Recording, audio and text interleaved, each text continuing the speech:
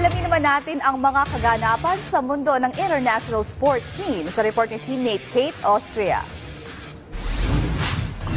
Sa tennis, matapos ang ilang taon ng pagkabigo, matagumpay na nakabalik si Emma Raducanu sa US Open nang talunin niya ang Japanese qualifier na si Ena Shibahara sa score na 6-1 at 6-2 sa unang round ngayong 2025 edition ng torneo. Mula nang maging kampiyon siya noong 2021, hirap si Raducanu na makakuha ng panalo sa Flushing Meadows. Nabigo siya noong 2022 at 2024 sa unang round at napilitan ding laktawan ang taong 2023 dahil sa injury. Kaya naman ang tagumpay na ito ay tinuturing na isang malaking hakbang sa kanyang pagbabalik sa forma. Agad na ipinamalas ni Raducanu ang kanyang kumpiyansa sa laban. Malinis ang kanyang ipinakita at mabilis niyang nakuha ang unang set, 6-1. Pagsapit ng ikalawang set, hindi na niya binigyan ng pagkakataon si Shibahara na makabawi at tinapos ang laro sa score na 6-2 at makuha ang panalo sa loob lamang na mahigit isang oras. Sa ikalawang round, makakaharap ni Raducanu ang Indonesian qualifier na si Janice Chen na nagpakitang gilas din matapos patalsikin ng top 24 seed na si Veronica Kudermetova. Sa balitang boxing, pinalaya mula sa kulungan si World Boxing Champion Julio Cesar Chavez Jr.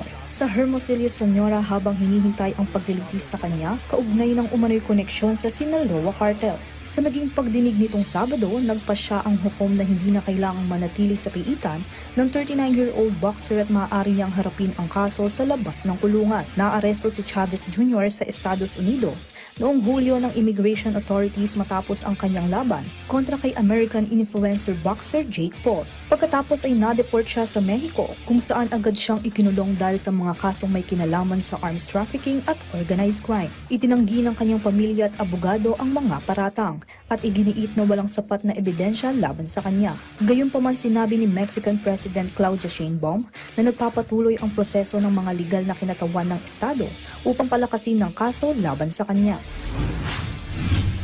Sa motorsport naman, pinatunayan muli ni Marc Marquez ang kanyang dominasyon nang makuha niya ang ikapitong sunod na panalo sa MotoGP matapos niyang makuha ang Hungarian Grand Prix nitong linggo.